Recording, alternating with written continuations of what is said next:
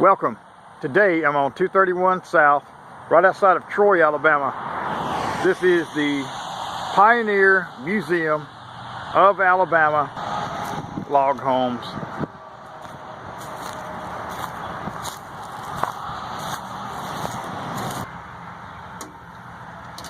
This would be a typical home for our early settlers there. You got the butter churn, oil lamps,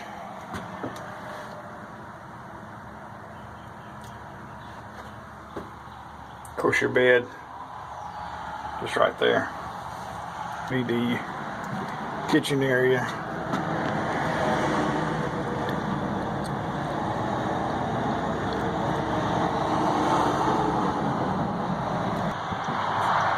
And it's a bell, just like Uncle Randy had got my Grandpa Herbert.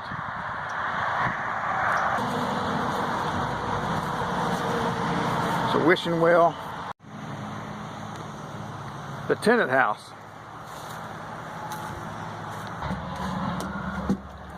You'll see the walls have newspaper, and that was used in a lot of homes as insulation. Now, I haven't been told that here, but I have been told that, and actually witnessed that in a few homes that I lived in back in Louisiana. The outhouse, and right beside the log house, you'll see a small stand of cotton of a typical schoolhouse from period. A lot like, matter of fact, this is the same, look at this, same size and texture, same woodwork and everything as the schoolhouse that I showed you in a few videos back there in Manifest, Louisiana, that I actually attended kindergarten in. Same desk. A lot of you guys that's watching me from Louisiana, you remember sitting in these exact same style desks when we were kids. You know, they didn't upgrade them much, and still has the old hole where where your ink should go. But I know for sure you guys remember sitting in these little desks, and a few of the guys that already been in the 8th grade 8 times really struggled with those. And also, you'd get stuck with these little half desks. And you know, they were comfortable to sit in, but not optimal to work out of. Uncle Ben and dear old Abe and check out the psychedelic eyes. Stories. Even my dad told me stories that when he first moved to Manifest Elementary, that the children were required to bring a stick of wood to school to help keep the furnace going in the winter months.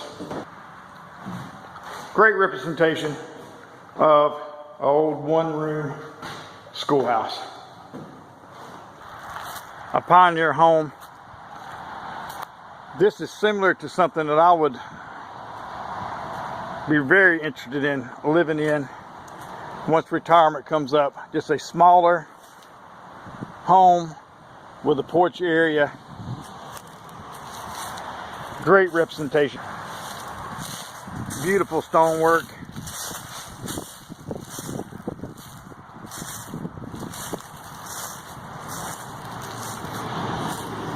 Just gorgeous. Located also here on the property is of the covered bridge. Heading right on out to the country church here, which would have also been a one-room building. Another wood-burning stove, and the minister would stand right behind here at the small congregation and speak his message. Family home moved here to this location a few years ago. It's a corn crib, which is the old pole barn style structure. Put the corn in there, have the hayloft up top.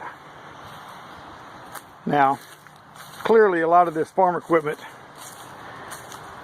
is a lot newer, especially with the rubber tires.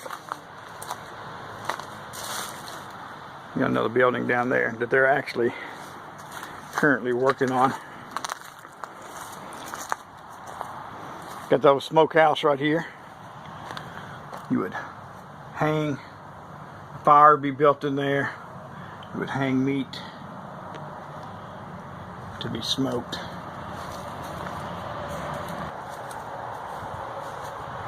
Chicken coop there. You would have a little area there, somewhere for them to get out of the rain. My grandpa Ellis now had a chicken coop just about like that underneath a shed there on one of his properties, and I would go out there and help him collect eggs when I was a little kid.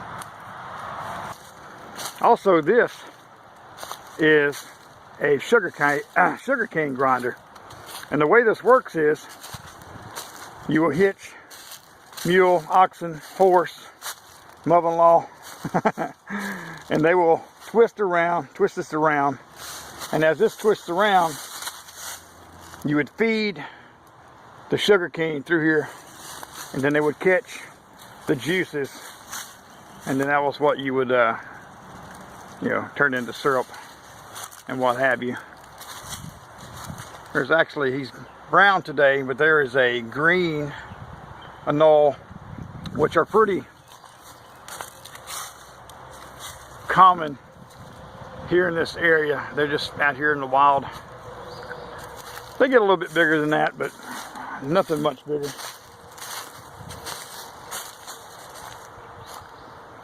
And again, they would take those juices, put them over in this big vat, stir them with a paddle, and actually, while it was being heated, and that was where you would get your syrup from. So, pretty cool stuff they have here. Around these leaves, and these leaves are actually off. I don't know if you can see them or not.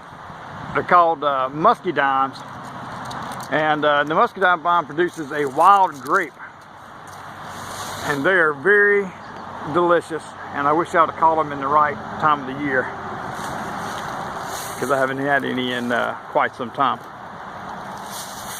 You can see these John Deere tracks, but also real deer tracks right here in the road. You're running right beside where the tractor is going. And I think that's pretty great that wildlife still walks around the property. A few nature trails throughout the property. I'm going to elect today not to actually walk on due to time, but sometime when I'm in the local area again, I definitely want to come check this area out. Like I say, it just goes all throughout the woods. It's well maintained, so it's not a real snaky type situation. So I encourage anybody who's out here on 231 to stop by, bring the kids and the family out here, and just really enjoy a great environment. Old Engine 14, the W. Smith Lumber Company's transport train out of Chapman, Alabama.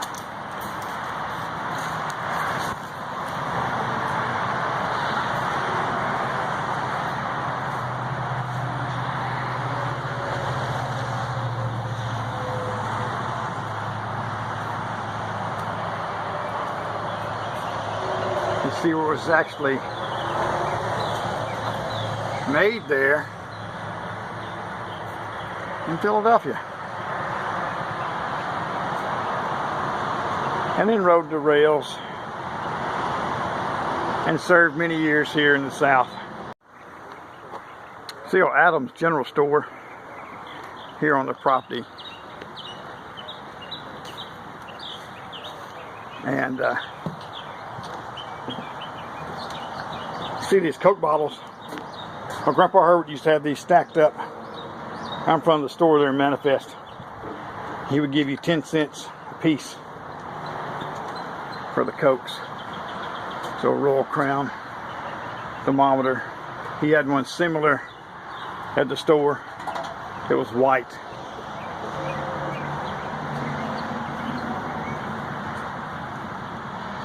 Really great old signage.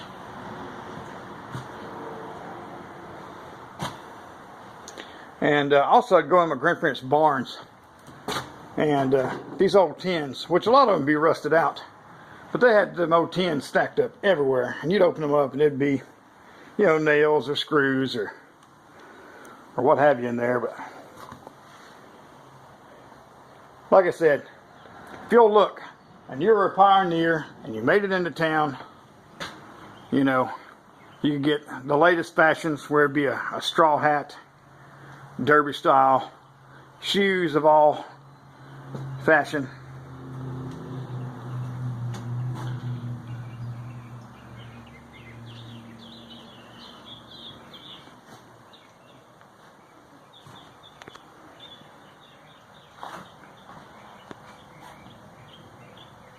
And again, with the cash registers, and you could probably, while you were fitting your shoes, sit here. A gentleman would maybe even come over and shine your shoes. So if you did a really great job on there, there'd be no need for you to buy new shoes. So I'm not sure what kind of business model that was, but that's just me. Like I said, you know, I used to sit out in front of my grandfather's little store, and those old men would get out of their vehicle and then they'd light up and take a puff or two off of it and throw their cigarette down on the ground. And as a kid, I'm talking about 8, 9 years old, I'd go grab that cigarette up and take it behind the store and sneak a few puffs off of it. But I had to give that up because after a while my breath started to smell like old men's butts.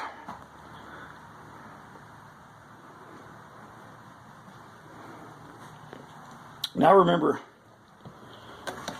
our old Coke machine. You would actually fill this up, physically fill it up with ice, and the cold drinks would be down in there, and you'd bring them over to the side and open them right here. Brings back lots of memories. And this is actually a peanut roaster. You know, you feed the peanuts in and actually would turn them. Yep, Elgia. Ha! See these potatoes down here? That was all the raid. I don't know why it was, but people would just make these. This is actually a cotton ball, a bit of cotton, and some pantyhose, and you just make a stitch or two in it, and it gives it the eye. But yeah, it looks just like potatoes in there, but I grant you it is not. But yeah, back in the 80s, a lot of people were just making those. And if you got Prince Albert in a can, you better let him out. He's going to suffocate. That was the old prank call back when you used to make prank calls.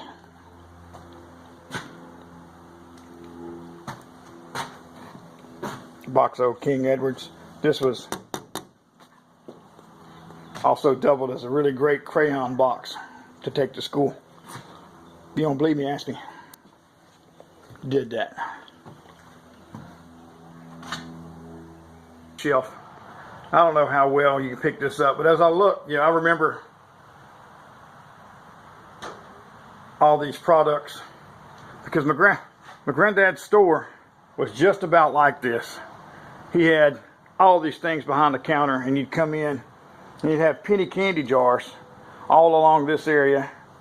And I seen little dirty-faced kids out of the hills of Manifest come in there with a handful of change and sling it up on the counter and say, "What can I get with this?"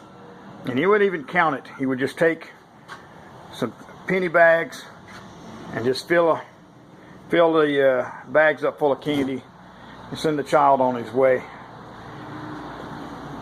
This is the Conecuh River Depot, military memorabilia and collectibles inside.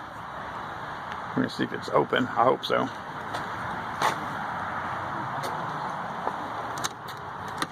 Womp Womp. The museum itself is actually open Tuesday through Saturday, 9 to 5. Adult admission's $10. I think that's reasonable.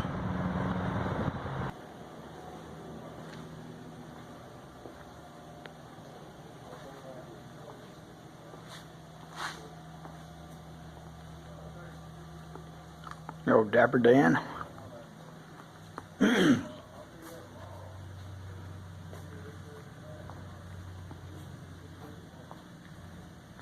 Lots of yokes and plows.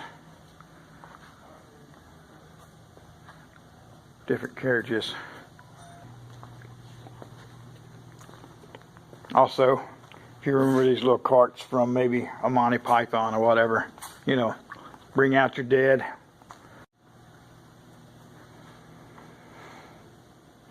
A lot of farm tools that you would generally find. You got some ice tongs, which they've got stickers on them, you know. But honey press, where you actually take the honeycomb and put it in there, and you'd have this this bit to where you would push down and squeeze all the honey out. Bee smoker, property.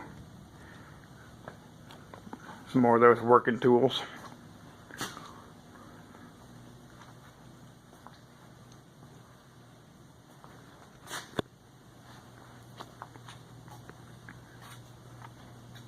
And this is actually how you would see how this log cart would work.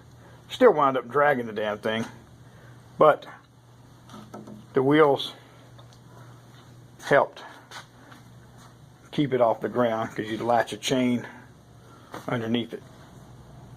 Here's where you would you could either brand your cattle. You know, a blacksmith would heat this up. You know, you got the old anvil smacking and wailing.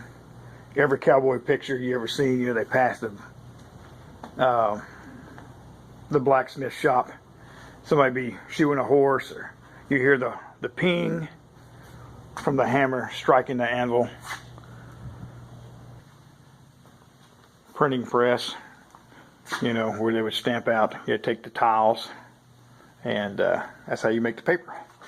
This would be another representation. I don't know if you can see this here.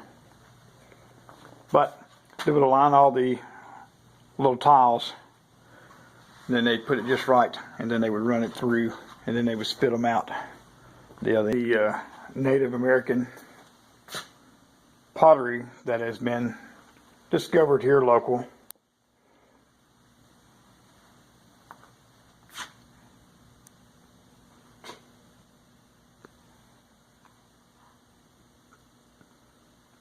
Some of it was quite ornate. I mean, to think about, you know, they didn't have the tools of today. And I'm not the one to give the greatest history lesson. I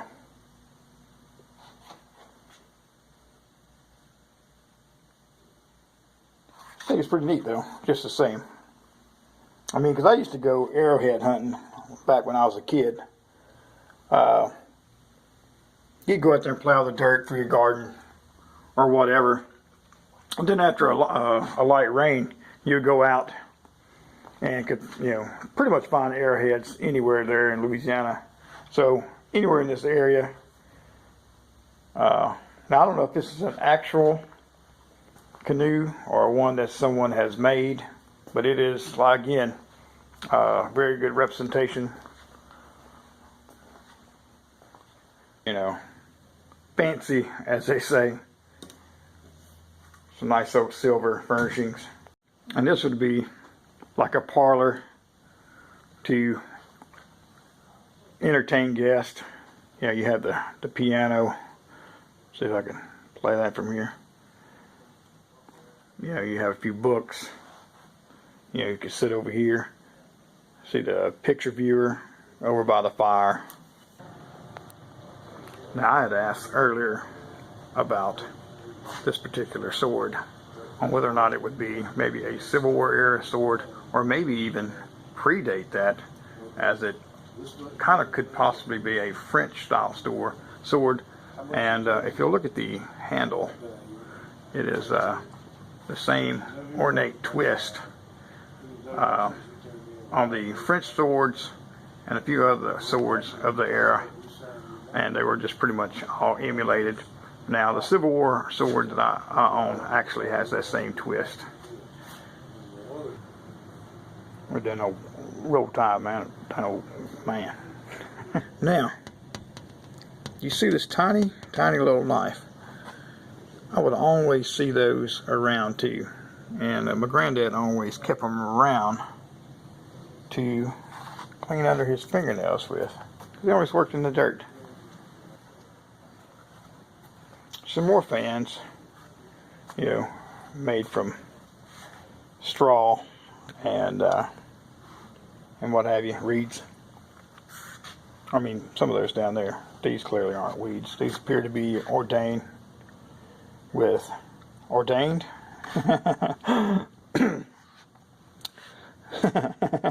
laugh at myself sometimes. But these appear to have peacock feathers on there. Ordained. Chester chamber pot. The Pioneer Museum here, right outside of Troy, Alabama, 231 South. Awesome folks. I really appreciate you guys allowing me to film and just walk around the property.